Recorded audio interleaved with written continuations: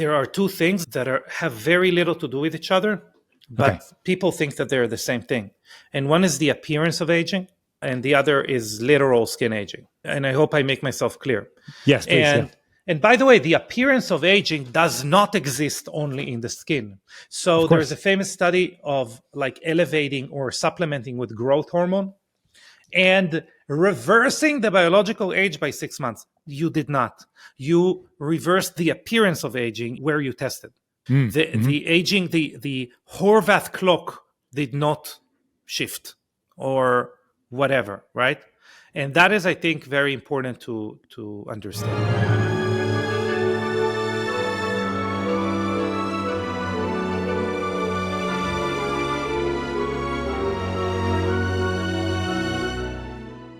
Welcome back to the Smarter and Harder podcast, your home for 1 cent solutions to $64,000 questions. I'm your host again today. My name is Dr. Scott Scher, and it's a pleasure to be back with all of you. So today I had the fantastic privilege of interviewing a good friend of mine, Amitay Eshel.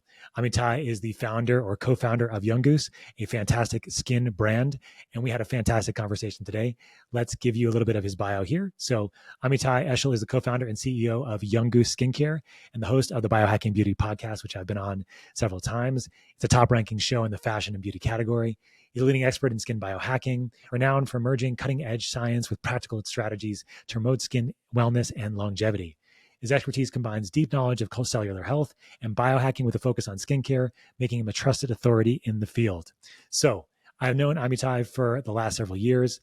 He is a fantastic human, just amazing knowledge overall. And so in this podcast, we really did start and finish and talking about the skin in various ways. It was a lot of fun. We laughed a lot.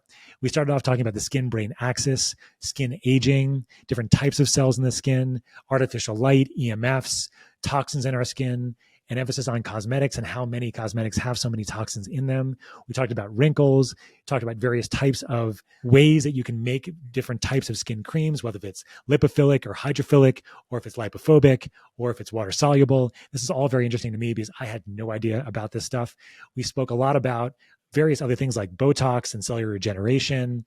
And then we finished the podcast talking about types of sunscreen, Spermidine, different types of vitamin C that are good and bad for the skin, and more. This is a fantastic conversation with Amitay Eshel. If you like our podcast, don't forget to like and subscribe below so you never miss an episode. Enjoy. All right. Good to see you, my friend. How are you? Great. Great to see you, Scott. It's been too long. And Amitay, tell me how I say your name perfectly as an Israeli, because I'm really bad at, I should know this. But why? The question is why? Why do you want to know how to say my name? Well, because people mess up my name all the time too. And I feel like I should say your name appropriately. Oh, your last name maybe. My last name all the time. Okay. Yeah. Amitay is in Hebrew. Yes. But it's the same way, Anastasia in America, my wife, is Anastasia. That's not how you say her name in Russian. It's Anastasia. By the way, in Hebrew, it's called Anastasia, and I call her Anastasia, which is even, But yeah, so my name is Amitay. But to be honest, you respond to most anything. If someone knows my name, I'm already flattered. Yeah, me too. That's how I feel. So especially my last name, which is very difficult for people to spell all of those things. But dude, it's been really great to know you for the last several years, and I'm such a big fan of you, your wife, your company. But what I love about you and the work that you do is that you're really great at educating. So I want to bring you on today and talk about a topic that I don't actually know that much about, and it's because nobody thinks about their skin until they need to think about their skin, right? Yeah. Probably around my age, right? When things start changing and you're like, oh, look at these wrinkles in my face. What the hell is that? Right. Or, my frown lines because I was told I shouldn't wear sunglasses because I need all that sunlight into my eyes and everything like that. So where I wanted to go and start with you today is something that's very aligned with the work that we do at our nonprofit, which is talking about skin aging. Mm-hmm. But even before that, I wanted to talk about something that's not very well known. It's something called the skin-brain axis. So I'd love you to tell us what this is and why it's important, my friend. So first of all, the skin, we say like, oh, the skin's the largest organ in the body, which I would actually argue against. It is not. Okay, what is that? lymphatic system. Lymphatic system. Okay. Yeah. I've heard it's argued like your skeletal system is bigger. I've heard that your gut is bigger. Like, everybody kind of argues about this. Yeah. I don't know if you could call the entire biomass like of microbiota in your body like one system, it would be the biggest, right? So but the skin is very interesting because it's not really one function that we have kind of a unit striving towards. Like if you think of your liver, you could argue that there are some differentiation of cell types, but it is dedicated towards one function. Whereas the skin really isn't, even within, epithelial cells or whatever, like they are not serving the same role if they're located in different areas. But in general, we have anything from pigment producing cells to collagen or fiber producing cells, fibroblasts, right? To cells that are part of our immune system, et cetera, et cetera, et cetera. So the first thing that we need to realize that this is an organ that has a lot of moving parts, no pun intended. And one of the really, really cool things that, we can talk about like, evolutionary biology, but one of the cool things that this organ, let's call it like that, does is that it relays information from the environment directly to our brain. Very similar to other kind of avant-garde organs that we have, such as our eyes or our smell receptors, or taste receptors, etc. So the skin actually has, whether it is immunological responses, it can relay back to the brain. It can relay even light. This is controversial. There is sufficient evidence to assume that it can also relay, activation of what we call opsins, which are like these light receptors, and how they kind of relay back to the brain. Yeah, that's controversial, right? Because some people will say, like, if you have a dark mask like that you're wearing at night, that's fine. But there is some controversy that you have skin receptors that can actually tell people to wake up in the morning or to stay awake at night if they have too much bright light exposure. Yes, and I think it's controversial because the studies suck. Like the studies showing that you actually do disrupt your circadian rhythm if you are in a bright room, but you are sleeping like with a mask, and it shows that it disrupts your circadian rhythm. They're really poorly conducted. The contention is not a binary contention. It's more of a contention around how did you get to that conclusion. Right. But what we do know are that the skin has its own circadian rhythm it follows, and that it at least gets input from the brain to its local circadian rhythm, but also that the skin is involved in larger processes of modulating our brain's behavior. Some of them are temperature, obviously. Sure, temperature, yeah. Temperature, pressure, but also damage, so inflammation. Sure. Of course, yeah. And one of the things that we know is that, and by the way, now we know also, certain types of bacteria that are prevalent in like mold and stuff like that. They can actually communicate with the brain through our skin, etc. So our brain really has a highway called the skin brain axis that communicates directly with a hypothalamic adrenal pituitary axis, the HPA axis. Yep. Because at the end of the day, it's a stress relaying system where this system can be hijacked. When I say hijacked, the problem I have with that word is that word infers like top-down processes. And by the way, in physiology, top-down means brain down. But what I mean top-down, I mean predetermined or premeditated action by something, which then so top-down in physics or in any type of like man-made or man-initiated endeavor, architecture would be we have a plan and then something follows that plan. Whereas a bottom up would be how a mound of ant mound is built, right? So that's what I mean. So you mean top down, sort of like the brain sort of directed versus, sort of systemically directed otherwise, right? What I mean that I have a problem with hijacked is that I don't mean brain directed. I actually mean hijacked infers that the skin is trying to hijack. Oh, I see. But it's actually not that, or cells try to hijack. But what happens is that mainly through aging. So senescent cells, for example, would be like a poignant point here. we communicate the incorrect signals back to the brain. I see. Okay.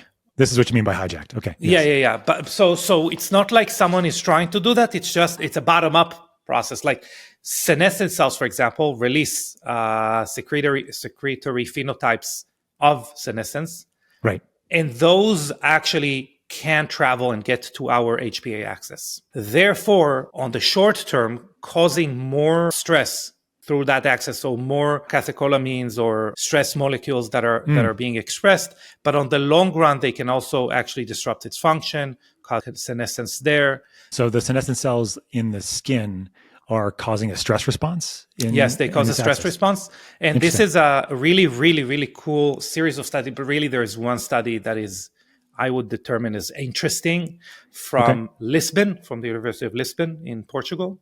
Okay. Which is really like, it's an interesting read. It's called something to the extent of like the skin is a driver of whole body aging. But I would really urge people to read it. Sounds and some other things that kind of, when I started, I said, oh, you have other cells there. So but you also affect senescence in the cells that relay immunological responses. They're very susceptible for senescence, and apparently the most susceptible are your pigment producing, your melanocytes, your pigment producing cells. To the extent that they have their own secretory phenotype, you can actually, that have a name that you can actually measure. That's really interesting. So the melanocytes themselves are more susceptible to senescence than other types of cells in the skin itself. But at the same time, you're saying that senescent cells in the skin of different types, and I'm sure there's different types of cells that can become senescent, can then relay information to this, this brain axis, the HPA axis, and potentially cause maybe a cycle of senescence that occurs even systemically, internally, that's not even sort of, quote unquote related, although it's separate or directly related to the skin aging that's happening, kind of thing. I'm sure, and can probably happen the other way too, I would imagine, right? Is it bidirectional, right? So it's not only bidirectional. Like I would even we can go through first principles and just like say your skin relies on like VEG1 as far as like or like the ability to renew blood vessels, right? Right, blood vessels. Yep. Yeah. So if you don't have proper angiogenesis, which and I don't want to mention the C word, but that is like there are things here. What, cancer? Cancer, yes. Yeah, you can say anything here. That's fine. If you don't have good proper angiogenesis, or again hijacked angiogenesis, disrupted. We can definitely talk about how things go wrong. But in the skin specifically, if you don't have proper angiogenesis, the skin is going to not have the building blocks, or even, we talk about like NAD or other cofactors which catalyze the repair of DNA, which then would drive more aging, more senescence. And that's just like one thing. We didn't mention the ability to detoxify. Like there are many things that our skin relies on as far as like how our body ages, which then relates to the skin. Yeah, one thing that I was hearing you speak about recently was moisture in the skin, because people think of moisture as something that has to come from outside. But talk about how the skin moisturizes itself, how it keeps itself, because it sounds like it's not really an outside process; it's more like an internal job, right? It is an internal job to the extent that there is no such thing actually as hydration that comes from the outside. It actually is a non-existent term, and the reason is because hydration is actually bound pretty tightly around hydrogen, but it's a hydrogen-bound basically molecules, water, fat molecules, whatever. Mm-hmm. But the bottom line is that we are unable to create this process from the outside. It is only driven from this blood supply and intracellular processes. What we can do from the outside. Yeah. And that's why, by the way, I say if you like hyaluronic acid, you like the idea of that humectant that is a silver bullet for hydration. There's actually a pretty interesting topic on its own, how this molecule has become popular because of a process that has nothing to do with the way we apply it on the skin. Nothing, zero. But if you apply it on your skin, it's not going to give you any moisture whatsoever. What it can do to some extent, but other molecules could do as well, if not even better, it can be an occlusive. It means it could prevent the sharing of moisture between the skin and the air, something called, so that it kind of disrupts this gradient, right? And that is called the transepidermal water loss. So the best way to think of a gradient is we're going to meet each other in Vegas in December. Yeah. And our lips are going to immediately shrivel up, like immediately be the driest thing. I live in Colorado, man, so it's just as dry. Okay. But that's what I was thinking. So something that prevented water loss could be very helpful in a place that it's extremely dry. Yes. But if we want to, But I'll give you an example of where this understanding has there's a glitch in the matrix in people's understanding, and an entire industry is born out of it, is the use of oils as hydrators. So oils in general are really, normally, obviously it's a blanket statement, but they're really poor hydrators. They're really poor for occlusion. They are good for suppleness, right? But not to prevent transepidermal water loss. And people, there is a whole large industry now around beef tallow applied on the skin, whether it's okay or not. Okay, it is not a good occlusive ingredient. Right. So that's just like a point about hydration. Hydration actually comes from the inside. It is generated from what we consume, etc. Even, by the way, our own skin barrier is generated by what we consume. I'm not a big anti-omega-6 guy, respect to those who are, but obviously lipid peroxidization, is a negative thing as far as many things, but also creating a sound skin barrier. Right. Pardon the interruption. This episode is brought to you by Transcriptions, makers of precision-dosed, physician-formulated, and pharmaceutical-grade formulas in the form of a buccal troche. Check out Tromune. It is wintertime. Colds, flus, congestions. Don't let them bring you down, man. Get some Tromune. Tromune is high-strength cordycepin from the cordyceps extract. It's going to decrease inflammation. It's going to fight infection. It's going to increase your deep sleep. Go to transcriptions.com and save 10% on your order using code POD10 at checkout. Now back to the show. So you have omega-6s and you have omega-3s, right? But if you have an excess in either of them, it's going to cause this lipid peroxidation, right? Yeah. So there's something that's thrown around a lot, in sort of the anti-aging circles, called advanced glycation end products. Can you talk about those? Because oftentimes those are thought about as sort of manifesting in the skin and as a way that we see skin aging in general. Well, they are unstable molecules. They are called. They have the best name. Whoever did the marketing for anti-advanced glycation end products is the best person in the world, because their acronym is literally AGE. Yep. AGE. Yeah, it's easy. Easy, but really they're unstable molecules that look to adhere to proteins. So it would be a problem in many places, whether it is your gut, your connective tissues of sorts, etc. But these are caused by the metabolism of glucose, and basically they are considered the 13th hallmark of aging. Mm-hmm. And in the skin specifically, they change the same way. It's not the same way, but in the same heuristic way that you have iron, but then you have oxidized iron, right? Like you have iron with an oxygen molecule attached to it, and we see a completely different substance there. Mm-hmm. When AGE is attached to proteins such as collagen, but actually mainly elastin, mm-hmm. they make this protein rigid in the case of collagen, so it's more brittle. And in the case of elastin, we see really something very, very unique, where elastin fibers need to shear on top of each other. They need to basically be slippery, if you would. And a couple of processes happen in aging skin.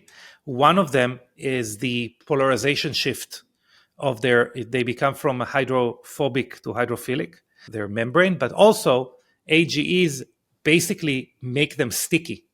And you get a skin that doesn't move the same. It doesn't move the same as it used to. And we all know the pinch test. The pinch test, where you pinch your skin, how fast it bounces back, is more about that relationship rather the abundance or lack of collagen. But it's not a hydration thing too. It's not a hydration thing as well, as far as that would be. Some of it would be hydration for sure. So the speed of which the skin bounces back is mainly so if you're over 50, you're going to have a slower bouncing of the skin back. We can also kind of squint very hard and see how long it takes our skin to like delete those little wrinkles we created. But that is mainly through mainly through elastin and its malfunction. Okay. So when we're talking about the advanced glycation and products are great. I agree. It's like the age thing. It's very easy for people to remember. But I guess one of the things I wanted to ask you was, so give the evolutionary history. Why, as far as our like reproductive vitality and what changes with our skin as we get older, and why does it change in the sense of priorities and other aspects as we do get older? So I would love to get into the hormonal shifts that happen, but I think in the beginning it's just important to understand the conceptual idea of what our skin is and what it's supposed to do. Yeah. So please. The skin, for most skin and let's say whatever's on it, like fur for animals, what it needs to do for any other animal that really dies very, very quickly after it reached the inability to reproduce, the skin and fur needs to communicate vitality and virality and the ability to have healthy offsprings and obviously take care of them and provide for them. So that is a communication, a not only communication inwards, but it is a communication outwards organ. So for mates, basically, we're talking about, right? For mating, yes. So you can think of the selfish gene, you can think of whatever you want that would make sense to you. But that is the main outcome of a healthy system. The main outcome for a healthy system, the same way where we feel that abundance is a social status, because when we lived in caves, most of the time we had to take care of feeding ourselves right now. And if we had free time to make, bead necklaces or whatever, it rock meant wall paintings. Yeah. Exactly. It meant that we have more time than we know what to do with. Right. The same way, a skin that is healthy literally means that everything else, for the most part, obviously, is in check, because, or else we would not have these extra ability to repair everything in the skin, etc., which gets damaged all the time. Another thing, by the way, that we can consider is whatever turns over faster in the body requires more maintenance. The skin obviously turns over in a younger person every 14 to 21 days. So that extends and that gets less, it turns over longer as we get older? Yes. Interesting. I wanted to get back to it later, but I just wanted to give an idea of how fast cells turnover in the skin. Yeah, sure. When we grow older, and this is something very unique to humans, turtles, elephants, whatever, when we grow older and we pass the ability to reproduce, our skin needed to kind of reinvent itself, because there's still an evolutionary need for us, or else we wouldn't survive. It is the evolutionary need of passing on the information outwards or onwards. But as you know, we don't need to look good to do that. Maybe in the modern world you do, because you need to be impressive, and part of it is looking young, etc. But historically, being old does not diminish your ability to voice your opinion. Right. We know this very well in our culture. Yes. Yeah. Yes. In fact, it gives you more reason to have no filters at all on what you're going to express. Anyway, so continue. Yes. Yeah. And it depends on where in the United States and the world this opinion might be considered more valuable or less valuable. Indeed. Depends where you are. In the eye of the beholder. Yeah. Exactly, quite literally. And now we get to the point where, so what happens to our skin? So our skin becomes less and less of a communicative organ, and a lot of processes flip and they become preservation processes. So we see anything from DNA repair to, as we said, the cycle of which our cells renew themselves, the amount of mitochondria per cell. So we normally think of mitochondrial decline or mitochondrial dysfunction as, I think of it like that. You have a car, you have an engine. How well does the engine work, right? But really, mitochondria numerous within one cell. It's like many engines. Yes. I talk about this all the time. Yes. So what I didn't realize in the skin cells, the mitochondria density is that the number goes down over time too. Yeah. It doesn't happen only in the skin, but it is very common and replicable, predictable, etc. in the skin. For reference, one of the things that red light therapy does that's supposed to be like good for you and things like that is the hormetic stress of actually increasing the mitochondrial density over time. And obviously that is again debatable, but it should do that, let's say it like that. And we know it in fat cells as well, etc. Now, what the skin needs to do now is to preserve the entire organism. So think of a preservation kind of forward agent. First of all, you don't want to take a lot of resources from the environment, right? One of them, obviously, we know that it takes energy to make energy. And we also know that the more mitochondria we have, we're going to have statistically more elongated mitochondria. We're going to have more electron spillage, etc. So we minimize that. We also create a bigger layer of dead cells, or basically a callus, you can imagine, on top of your skin. So the density between the hypodermis, dermis, and epidermis changes. You have more epidermis, and you have less dermis. We shed skin slower. Okay. And that slower shedding of the skin does many things aside from thickening the epidermis on the account of the dermis. It makes you also less susceptible to things like bruising, etc. within this paradigm. Things go wrong a little bit after that in ages that our skin didn't think we're gonna get to, but it does prevent a lot of reactions to the environment, damage to different not only specifically in the skin, but like elbows, knees, areas that are in more contact with like sharp objects or whatever. Sure. So there is a completely morphing of what this product of our body needs to do. We can even see it in the microbiome, where I heard Dr. Zach Bush talk about the skin microbiome as an opportunity for diversity. But I understand why he's saying that. It's because he's understanding the gut microbiome. But actually in the skin, it is not the case. Right. Especially not the case as we grow older, where we actually do not want, we want dominance of very, very specific strains of bacteria. So the skin completely, as I said, completely morphs from a communicative organ outwards to a blockage or to a damage preventing organ or to a preservative organ, if I would. Makes sense. Yeah, I totally understand. So it's basically trying to protect you from injury, protect you from dying in various ways, and definitely care about what you look like anymore. So that's why you can look at these sort of native tribes, the elders in these tribes with like huge amounts of wrinkles or whatever, and that's actually it's like a sign of being wise in some of these older cultures for one of those reasons at least. So the dermis gets smaller and the epidermis gets larger, and that's because there's less turnover of the epidermis over time. Is that why? And then as a result, it just sort of like as a ratio, the epidermis goes up and then the dermis goes down, that kind of thing? Yes. But also different, by the way, like for example, like cortisol is increasing the shedding of skin layers, for example. Okay. Or expression of mitochondrial heat, or CoQ10 as another coenzyme. All of those have a direct correlation with the ability to shed skin.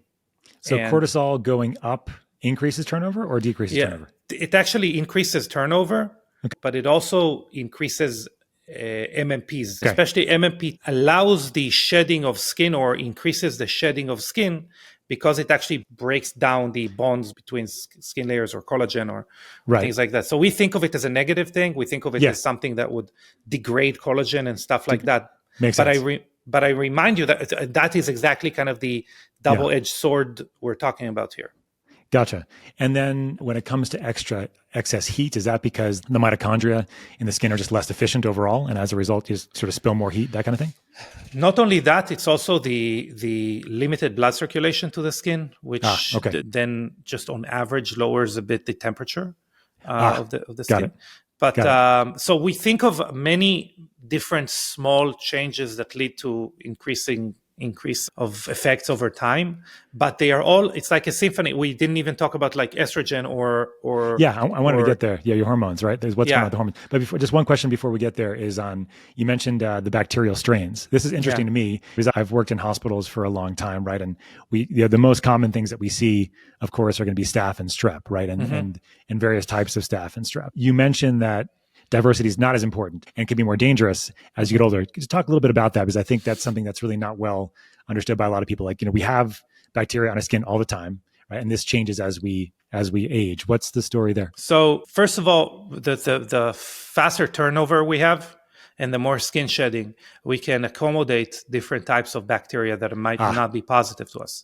Makes as sense. we grow older, that's number one. Number two, there's something that I coined, and now actually a baby that has run away from me completely is leaky skin. Like someone told it to me on a podcast like a month ago. Okay. I was like, great, fantastic. But leaky skin, when I started talking about it, I don't know, a decade ago, I did not actually mean the tightness of junctions the same way you're going to have it in your gut.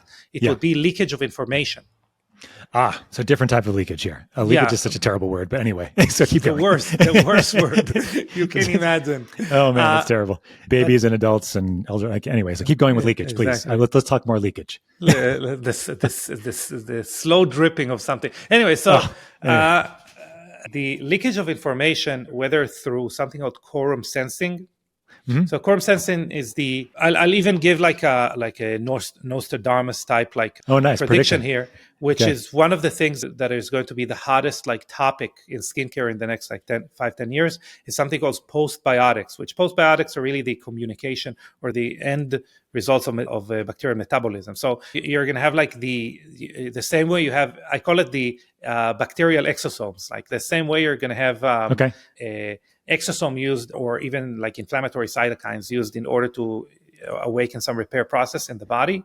We can trigger specific things in the skin through using those postbiotics, and we use them. Many companies use them. What's an example? What's an example of a postbiotic for the skin? Like a lactobacillus postbiotic, where we would have basically a inoculated bacteria, but we're going to leave the ability of that bacteria to be sensed, for example. Or obviously, you can take a Microbiome Labs pill that has spores. These spores, you might think that they're becoming bacteria in the skin, but most of what they do is the quorum sensing of those spores is going to trigger different processes in the skin. Right. So then I think, maybe just defining what quorum sensing is for people that maybe not know what that is, because that's a very interesting concept. And we think about this in lots of different systemic areas in our body. But what does it mean when it comes to the skin itself? Quorum sensing is the sensing of different bacteria to their environment. But really, I would like you to think of it as the load, the ability to understand load, because obviously there is. Do you mean load by quantity? You mean as quantity, far as the quantity? Okay, not quantity. Not like a physical load, but not a physical load, but the information load, if you would. I need to know whether I will procreate, whether I'll hunker down and try to preserve myself, whether I will express actually oxygen singlets that would kill me, but also kill bacteria around me. But I will offset the load there that it would benefit my neighboring bacteria that I'm in sympathetic action with. So there are things that you can do in affecting the type of bacteria and the different type of bacteria in your skin, not necessarily through introducing more bacteria, which is what we're really accustomed to think of. Whether it is correct or not, that is not in my argument to win whatsoever. But we can affect them by giving them hints as to right. And that's the idea of using, but giving them a direction, right? Giving them a sort of a window into the world where we want things to go by urging colonies and urging different types of bacteria to kind of shift in certain ways. And we do this all the time in the gut. And as you know, you can use postbiotics in the gut as these products of metabolism from the bacteria themselves. And butyrate is a very common one, of course. Everybody's probably heard of that. And so you're saying obviously, that obviously MitoPure, by the way, that's what it is. The urolithin A craze, whether it is driven by Monsanto or not, again, not for me to say, because they own it now. Wow, I didn't know that. Not for they own Nestle and Nestle on them. Not for me to say at all. although I did say it. But it's a very smart approach. I would say within that approach, I think it's important to know, even though we use postbiotics, etc., is that the grand hopes of postbiotics for now, they're not realized. So the grand hopes of introducing athletics, the best athletes in the world's fecal matter back into the gut through inoculated bacteria. So, basically poop supplements. Yeah, poop supplements. Yeah. They don't seem to work. Yeah, it seems that well. Yeah, they don't work that well at all. Yeah. But so we're not talking about spreading poop on the skin here, everybody. We're talking about the gut, just to be clear. But when it comes to, I don't think you're doing that. And none of the skin companies if you start talking about it, maybe it'll actually start catching on, even if you don't do it as a company. So just think about that. I should start talking about it and not do it. That would be the best thing. Exactly. Yeah, exactly.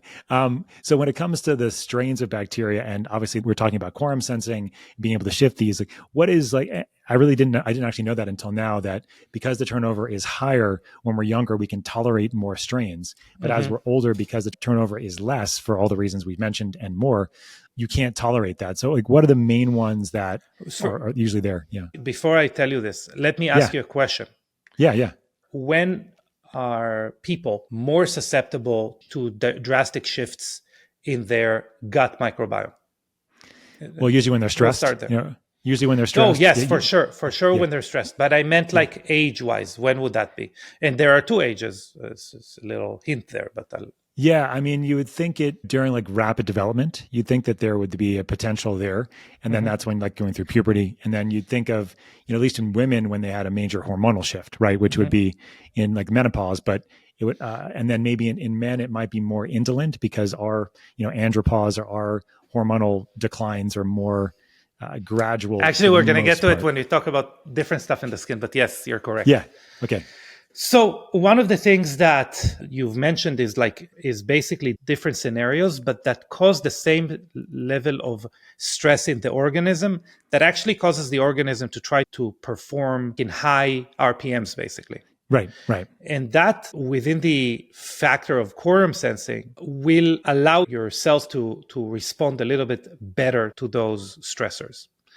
What happens when we grow older is that the skin is in a lower RPM, and therefore the shift over time is not responded well to. So the skin statistically just needs to lower the amount of risk that it has. Now, you asked me about, just as an anecdote, but you asked me about specific strains that show to improve skin health over time. The Saccharomyces cerevisiae probably is the most effective one. And the reason I'm not mentioning more is that the other ones are patented and normally are pretty flimsy as far as science. Got it. Yeah. My point really was that, and I think it was just because I know mostly staph and strep, right? And I didn't know if there's any other bugs that were more prominent on the skin specifically. Now, in the sense of what might be helpful to the skin, that's different, right? And that sounds like no. So there are A. acne and P. acne bacteria that are more prevalent in oily skin. They can survive there more, right. And that is another thing that lowers with age. Obviously, the oiliness of the skin. That's another way for the skin to kind of starve them out. But I understand your question. What I think is very interesting here is that as far as the skin being healthy, we actually know the less the diversity, the better. So interesting. Yeah. Very interesting. Yeah. And I think that's really where I was kind of trying to hammer that point, because that's very unlike what we think about with the gut. We think that more diversity is good, although that may not always be the case anymore, even with the gut, because if you live in a Western country and you have a massively diverse ecosystem, it may not be as awesome as we think it used to be as well. So that's changing, I think. But when it comes down to the hormonal shifts, let's talk about that, because I know that was kind of a big part. You mentioned a little bit about estrogen and progesterone. There's a testosterone piece here. What, as far as aging goes, how does this reflect on our skin, and how do you think about it? It actually directly, again, and the question is, I think you can always be a 5-year-old and ask, but why, to everything that I'm going to say, which is great. But so I'll start very broadly, they are the catalysts of collagen production in our skin and elastin of our fibroblasts, basically, in our skin. So whether it is estrogen in women and testosterone in men. And since, as you mentioned, our decline is more mild or more sustained over time rather than sharp instances of decline for Yeah. women. For women, it is actually known, and obviously it changes, but the statistics are there's a crazy decline in collagen somewhere around the ages of like 39, 40, and another crazy decline around age 50. Okay. Because that is where the two areas where we're having basically like perimenopause and menopause. And obviously it changes, but that is a statistic. But what it means is that men, as we grow older, start to have a larger and larger collagen difference between men and women, to the extent that at age 50, it's 25% different. Like you have 25% more collagen as a man than you would have as a woman. This is just from from estrogen decline in general? Yes, or this is from from estrogen decline. Okay. Obviously, there are other things that are happening there. Men in general express more building blocks for connective tissue. There is a gene called LUM that encodes lumicans, and lumicans are, I call them like collagen bricklayers, and they are very important to kind of prevent scarring or the adhesion. So we also have a higher expression of those, just beside the point. But these androgens basically allow men to create more collagen than women as time goes on. And the decline of them plays a role in the decline of collagen. Got it. And elastin. And elastin as well. So these hormones are shifting, our collagen production is going down. Life is getting less about procreation and more about being wise and being outspoken, if you're part of our culture, of course. So one question I want to ask you, like how, I know that you're really interested in skin aging and actually measuring this and looking at this from a more of a holistic perspective. Where are we with like looking at skin aging and understanding how we can reverse this over time by using various interventions? That's a great question. There are two things that have very little to do with each other, but people think that they're the same thing. And one is the appearance of aging, and the other is literal skin aging. And I hope I make myself clear. Yes, please. And by the way, the appearance of aging does not exist only in the skin. So there's a famous study of like elevating or supplementing with growth hormone and reversing the biological age by 6 months. You did not. You reversed the appearance of aging where you tested. The aging, the Horvath clock did not shift or whatever, right?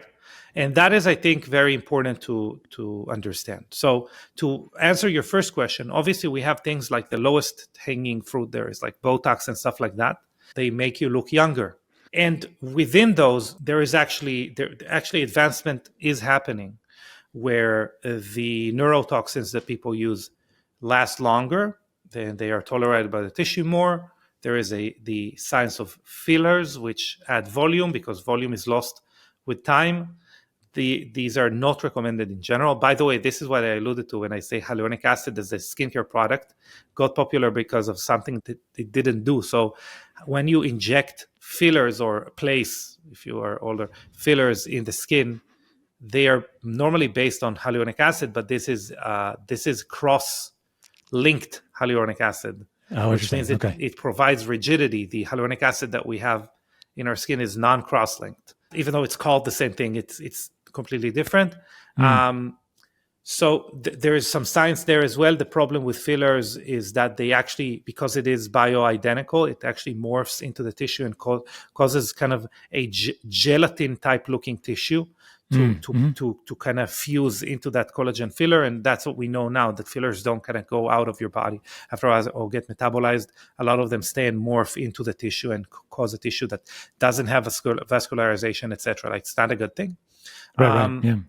This is like lowest hanging fruit. As far as like other appearance of aging, we definitely can create a balance between the ability of the skin to repair itself and the stimulation of repair. That is how you cause a tissue that looks better. The problem with that is that our skin is only the outermost layer within the structure that makes us look better. There's also subcutaneous tissue, muscles, etc. And devices that are they're attempting to make us look better, they're either going to try to delete, in other words, marks that are close to the surface, whether it is pigmentation or scarring or things like that, or they're going to try and thicken the underlying tissue, mainly the collagen tissue, but not necessarily, not only. There, it doesn't exist, okay? Any type of procedure which is going to use waves to heat up subdermal tissue and therefore increase the volume, it does it by morphing that tissue into scar tissue. Okay. The first thing is, and I'm talking to the people who are obviously like educated by those companies, but I'm talking to people who are supposed to know what they're doing. And they claim, well, I'm using it at a low frequency and I do this and I do that. No, my friend, you are there. It really does not exist. It's either we create scar tissue, which by the way, isn't that thick. What is thick in the beginning is the inflamed tissue. That's when we see a lot of difference. When that kind of resolves into scarring, the results are actually pretty mild and disappointing to the patient. Right. I can imagine. Yeah. And then they go to do more of those. So it is like trying to resolve a headache with pain somewhere else or hitting yourself or in another location. With emotion, trying to resolve emotional pain with physical pain, whatever you want to call that. There is no, it's really a silly thing that has been marketed so well. It's insane. Wow. So one question there just I have is that, like, hypothetically, in a hypothetical situation, if you could improve somebody's skin age, like really, like, if you're able to really measure this, like, would it actually show benefits into the actual age that people think you are, right? Because I understand that they're different, right? Or is it not really that's possible? It's a two different, this doesn't even correlate as far as you guys can tell. So we do that. Like, we can show the increase of the genes that are associated with aging, which some of them I mentioned, like LUM or HAS, which is the hyaluronic acid expression gene, or different collagen genes, or whatever, like 14 different genes that we've measured. Yeah, we can show a difference of up to 20 years. But we had very hard time like showing a difference within that study, showing a difference without incorporating something that would stimulate repair. Because at the end of the day, think of a college of a wrinkle or scar or hyperpigmented area or anything really. It is a remnant of a process that has been resolved. True. Very true. Yeah. So you need to re-break that bone. Basically, you can imagine like it literally is the same as asking me, hey, I have this finger, I can't point up. It actually is going to point left or whatever. Right. So you have to re-break it. How much wellness do I need to do in order for it to repair? So you have to create a stress to be able to create that repair. So what are like the top 3 to 5 ways that you would do that from your perspective, from like the repair side of things? So probably microneedling is the best and most the easiest way to do that. Okay. It's controllable. It doesn't have any like damage that is thermal. And so that to me is my kind of favorite way. You could also stress the fascia. So you could do different types of like massages and stuff like that. Some people would not like that I say that. It is very limited, but mainly to challenge adhesions and things like that, it actually is extremely important. So like facial massages, stuff like that. Another way to challenge fascia is by doing like kinesiological taping on the face. Taping on the face. Interesting. Yes. Okay. Yeah. Okay. It's this must be fun. Have you done this? I want to see pictures. So Anastasia's doing it. We're actually trying to infuse peptides into the tape and stuff like that. Nice. There's, to be honest with you, even though it's a cool idea, you should just use skincare and use the tape. Like, there's a limit to how much you can infuse into a tape. So that is another great way. Lasers to a tolerable degree, which is like once every 6 months to once every 5 years. I would say, like, if you really ask me, it's once every 5 years. But obviously, people want a quick fix, so lasers are great. And I would say within the category of lasers, because that's number 4, I would also say chemical peels. I would say the same kind of category as far as like what you're targeting. And with that, we actually can infuse the peptide that matters, GHKCU, copper peptide. So when you do the peel, it gives you a higher absorption? Yeah, we actually have a peel that contains GHKCU in it. Got it. Okay. And shows that you is about peels. Okay, cool. That is no. Listen, this is pretty crazy because it's a level of acidity that estheticians in the beginning kind of go, "Oh my God, you want me to use a product that's that strong?" But after that, they call us and say, "So this guy didn't peel at all. Why?" And basically, they do, but it is in much smaller quantities. As far as like, it's less apparent because it's not in big like blocks that people rip off their face.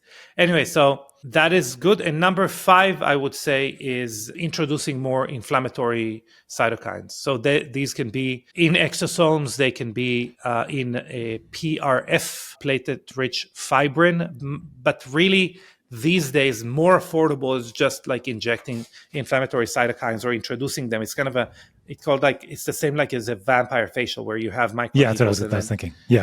Yeah, we have the hyperbaric facial now. Like you get it, the PRP, and then you go into the hyperbaric chamber and that kind of thing. So I've seen that as well. It's the same kind of idea overall. Gotcha. So I would say something about the hyperbaric facial. Yeah.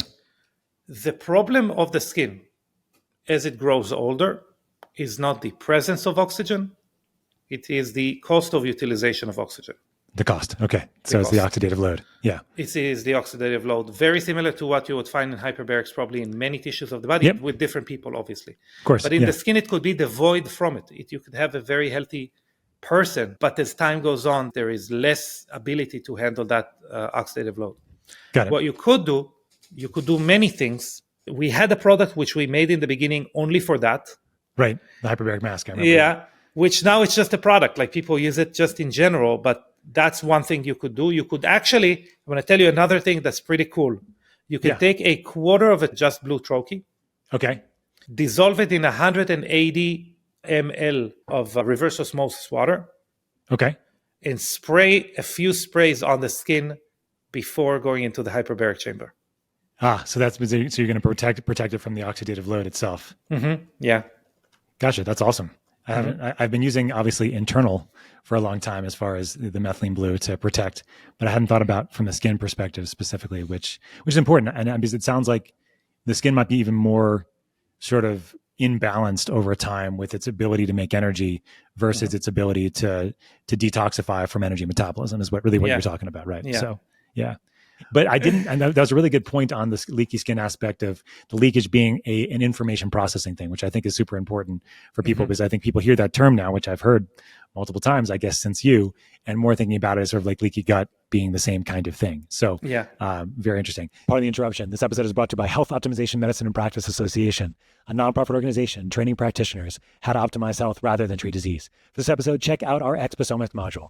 Exposomics is all about toxins in our environment, and cosmetics and skincare are a big problem. Check out this at homehope.org. The module is Exposomics. Save 10% on this module or any module certification course by using code podcast10 at checkout. Now back to the show. Alrighty, sir. So I have a question to you about sunscreen. Tell me why we need sunscreen or why we don't need sunscreen or why I should be putting sunscreen on my ears and not my cheeks or my nose instead of my forehead, or what's the deal here? I don't know. I have kids, we put sunscreen on them and we care about what the ingredients are. So I want to know, like, should we use sunscreen? And then if we're going to use some kind of sunscreen, what do you recommend for kids, adults, anybody in between? Yeah, so the short answer is yes, we should use sunscreen if our end goal is obviously to have skin longevity or the youthful skin appearance. And the reason is everything comes back to the skin's ability to repair damage or repair mistakes. And that is how we can obviously summarize aging, right? Aging is a zero sum between damage and repair. Sorry, that's youth, right? Zero sum between aging and repair. Right. And everything that's not zero sum obviously is aging. So aside from the fact that the sun ages us, which I think is where everyone's kind of having the discussion, that's the floor. Does the sun do more damage than good? The problem is that UV gets translated in the skin to free radicals. That's what happens. Right. Free radicals increase oxidative burden, oxidative load, which then obviously drives damage, mistakes, etc. But what people don't consider is the fact that the sun or UV physically fuses parts of our DNA together, H letters that are adjacent. And what happens is that we're getting basically DNA mutation, or the inability to express DNA properly, which is called epigenetics, which then leads to not only damage, which is immediate, but really long-term damage, or the inability to act upon future damage. That's what we want to use sunscreen. We obviously, we can, if we wanted to, use our intelligence and understand when we are more susceptible to that. So I'll give you an example.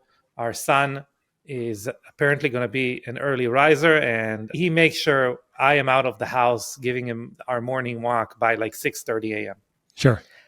I don't put any sunscreen on.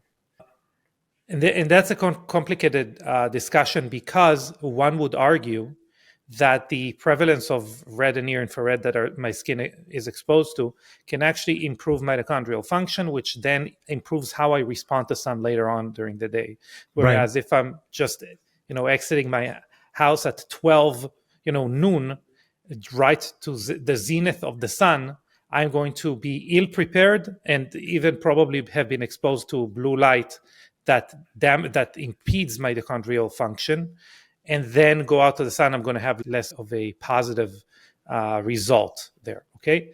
As far as sunscreen specifically, the classical dermatologists don't like when you say, or I say, hey, physical sunscreen, which is called like zinc oxide or titanium dioxide, is less toxic or less dangerous. But the truth to the matter is that the FDA has called to re-examine evidence or re-research what are called organic sunscreens, which is chemical sunscreens, because of their ability to absorb through the skin to our bloodstream and then even cross the blood-brain barrier. Some people will also hear that this happens with titanium dioxide. That's only if it's inhaled. So that's a whole other can of worms. Okay. Gotcha. You know what? If you're doing lines of anything, don't let it be your sunscreen. Got it. Other options are better, maybe more effective. Got it. Okay. More effective, and definitely, yeah. Anyway, so that's as far as that. You did mention different areas, which is like super smart, because we do want some vitamin D synthesis, right? Right. That's the question. We could definitely do better than our face and our arms, which are normally the areas that are exposed. And that is because these are areas that are inundated with more mitochondria disrupting agents, whether it is, by the way, things like pollution, or whether it is heavy metals, or whether it is glyphosates or blue light, artificial blue light, like I am. You can literally see where my face is being exposed to more of that light right now. Sure. Or EMFs even. I know this shirt doesn't really block EMF, but some clothing have, silver or things like that. So a lot of sports clothes have like silver in them or different materials that can mitigate some of it, especially people who care. There are underwear called lambs, obviously. So EMF also increases oxidative stress in our skin. Right. So all of those things are really translated to oxidative stress. We go outside, obviously, we are going to get more of that oxidative load. Some people might say, I'm reaching here, it's a reach. But I would say that research shows that sunscreen that is paired with antioxidants is doubly as effective. Oral antioxidants or skin antioxidants? Topical antioxidants paired together with topical antioxidants has shown to be double as effective as far as like the ability to damage goes. Yeah. So that shows us why we want to decrease that oxidative load. So areas that are also bigger, like your back, your thighs, your abdomen, and chest, like your torso, these areas are not exposed to all these things that I talked about, because normally people are dressed and are not getting that much sun. And by the way, you're lighter normally there, which means you are better at converting UV to vitamin D. Right. So when it comes to like a sunscreen like number, I totally understand what you mean. Like you want to protect the areas potentially that are getting most of the sun, right? Your face, your arms, et cetera, right? And that's where you have sunscreen potentially to decrease skin damage. What do you typically recommend as far as like, do you need to have a 50 billion sunscreen? Do you need to have like a 5?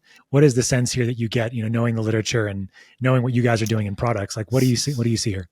So the funny thing, you don't even need any sense. I mean, I can tell you but the short answer is I believe for the face you need around 40. Okay. But aside from that, again, you want to look for a very high performing antioxidant or other like more unique ingredients like ectoin that we use. And you can find it with other brands that are less expensive, like Alastin has it. It's a brand sold by dermatologists. It's like a very affordable sunscreen. Okay. We just use like more of it. Okay. But Got it. antioxidant and something that will mitigate oxidative stress. Right. And the reason we want that is because it tends to work better than just the number we're looking at. Right. So in combination. Got it. Yes, okay. but the number, by the way, denotes the amount of time you can be in the sun until you get burned. Okay. Obviously, that's super depends on your totally depends on your skin Fitzpatrick scale, stuff like that. But that is what 30, 40, 50 means. Okay. I didn't even know that. That's funny. No one knows that. So it's like 30 minutes? Is it 30 minutes? Yeah. That's what it is? Yeah, 30 minutes. Interesting. So normally we want 40 because the unit of time normally people will live within is 20 minutes. Okay. That's a whole different discussion. But I would like 2 units of that time. I don't like fractionated units of time. So no, so you're telling me that people live in 20-minute increments? Is that what you're saying? Yeah, people live in 20-minute increments. Yeah. This is your theory, or is this proven out? Interesting. Okay. No, this is there is a book called 10,000 Weeks, which is like an incredible book. Yes. And he's fantastic. Is the one that talks about it there. I think I've talked about it before with you. So he talks about it there, and that is where I adopted that basically. Time management for mere mortals. I love it. Yes. Good stuff. Yeah, he's fantastic. Okay, so you're talking about antioxidants, and I just learned what the SPF actually means. So thank you for that. It only took me 44 years, but who's counting? So let's talk about antioxidants. So I know you talk a lot about vitamin C and the various forms that I think it's important because people don't realize there's some forms you want to put on your skin, some forms you want to put in your mouth, some forms you probably want to snort. I don't know if you know those. I don't know. Yeah. I don't have a particular knowledge of snorting vitamin C, but let's talk about the skin. Like, what do you want to put on your skin, and what don't you want to put on your skin? So normally when people think about vitamin C, what literature will tell you is the name for vitamin C is ascorbic acid. But ascorbic acid is actually the outer layer of the vitamin C complex as it exists in nature. So in nature, it is bound to minerals, and there are some other factors there as well. But the mineral part is like super important because it keeps it stable. Okay. That is where vitamin C becomes problematic, whether in forms that are related to topical or oral.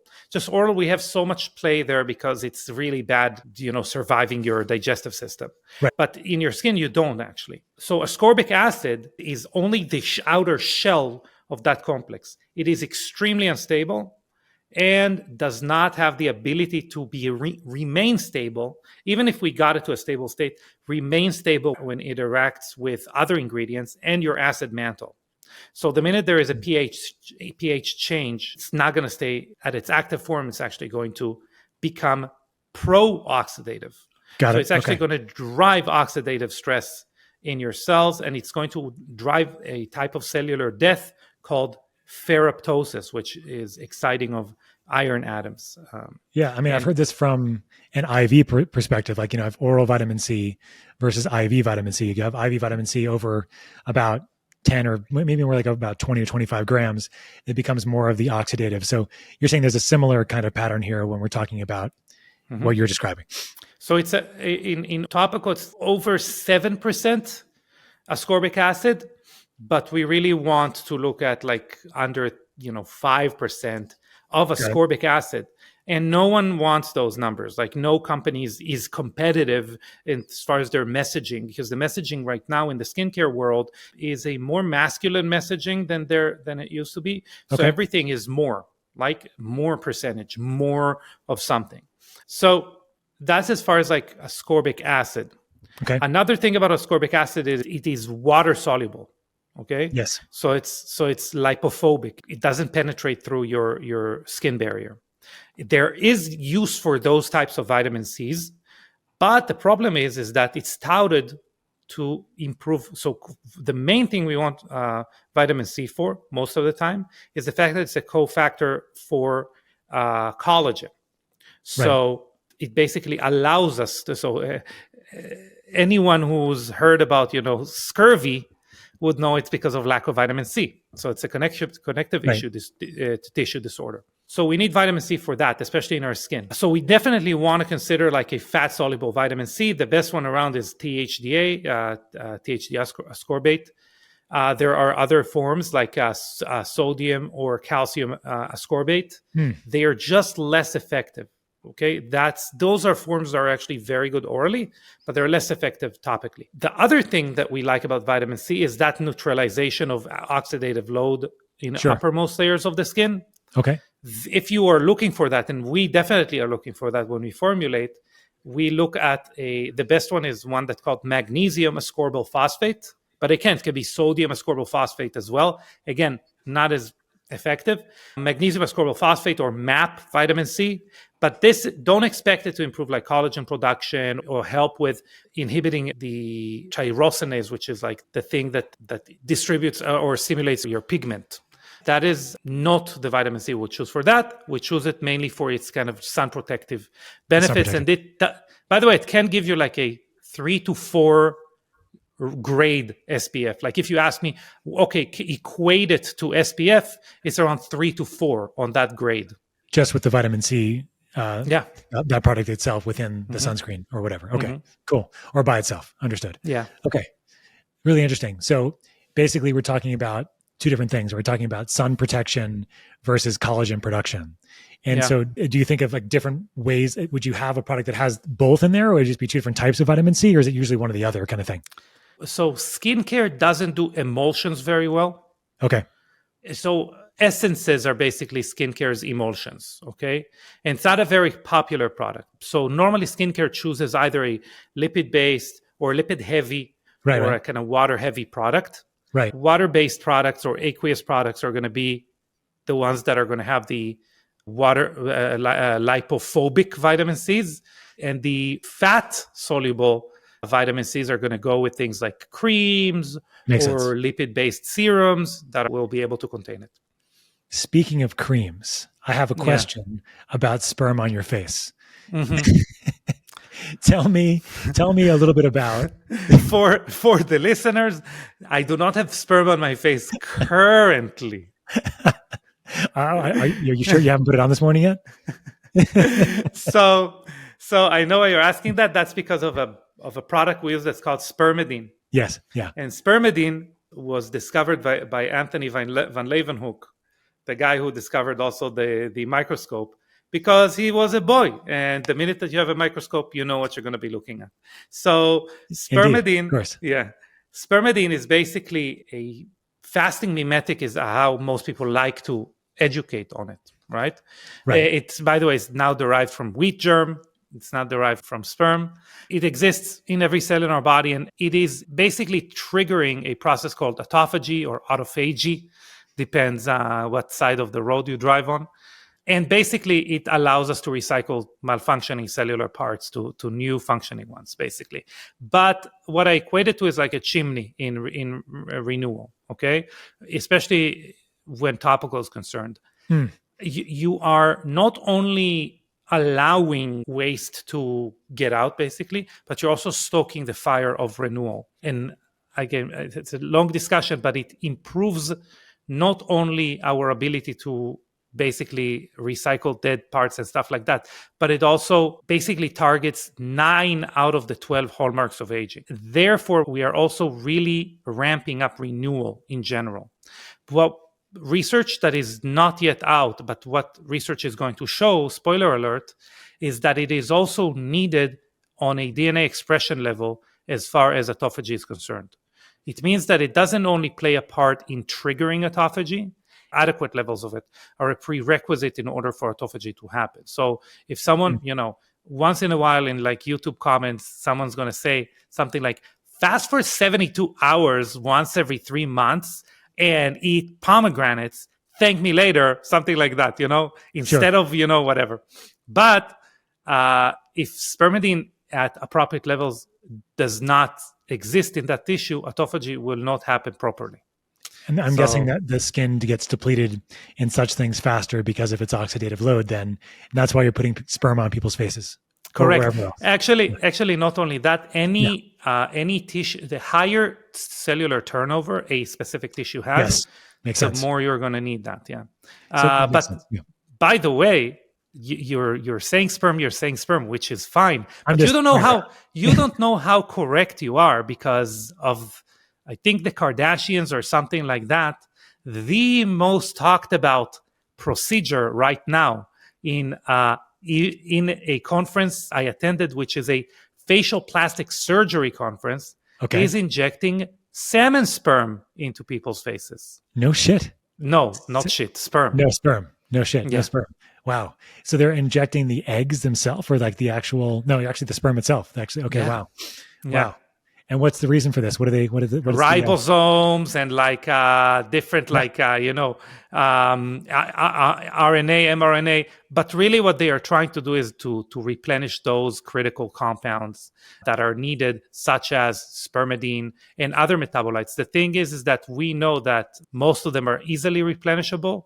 Okay. And through, by the way, tests like you guys are doing with Home Hope, like metabolomic tests, you could really address those on a much more fundamental level and really concentrate on things that the skin needs, especially, and not like, and not pay thousands of dollars per sperm. Facial sperm. Salmon sperm. Interesting. Well, I mean, I know when you told me when you guys were doing some of the R&D that it was a difficult process to find a way to make it not smell like sperm. Is that true? That is 100% true. Yeah. I think that's one of the main reasons that other companies, which I know, as a matter of fact, it's over a year now for sure that there are a few like super large players. One of them is worth $173 billion. Wow. It's a chocolate company that is dabbling into supplements. Okay.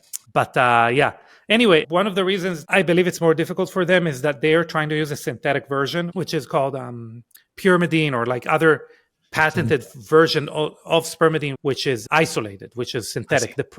In general, like in other molecules like NAD, like CBD, we can go on and on and on.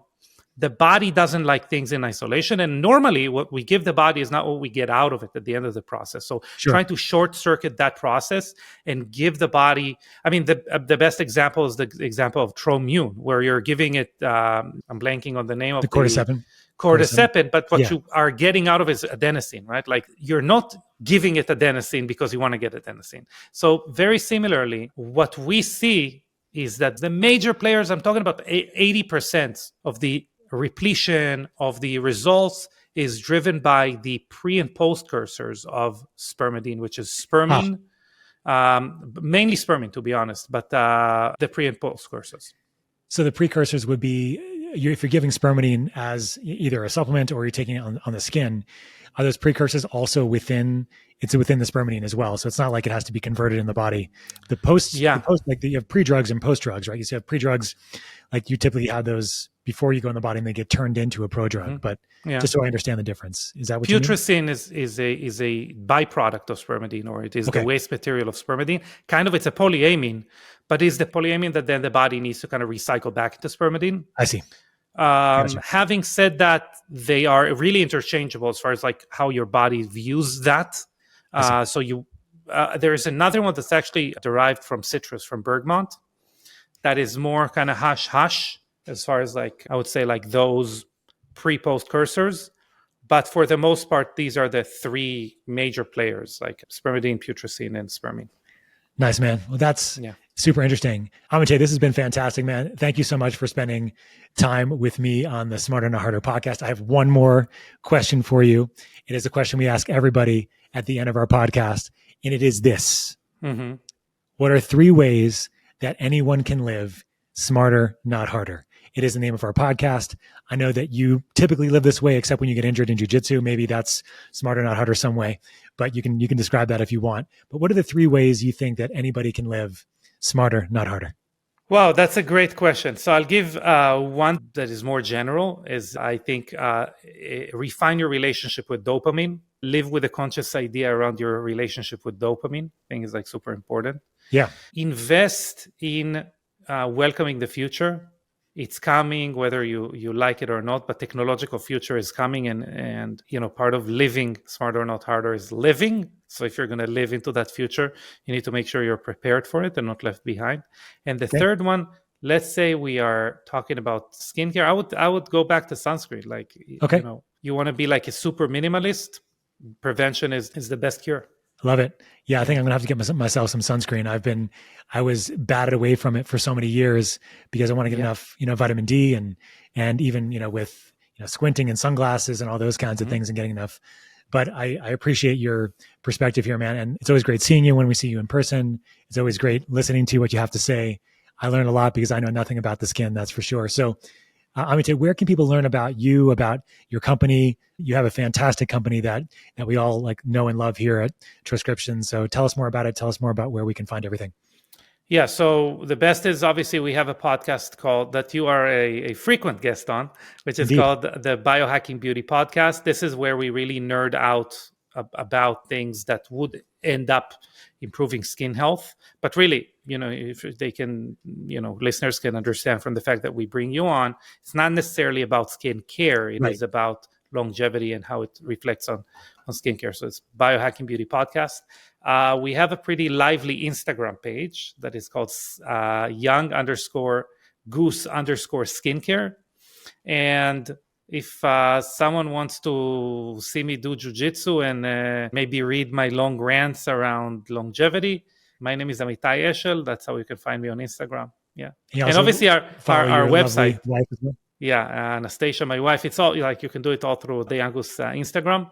And our website is younggoose.com. Easy. Amazing. Yeah.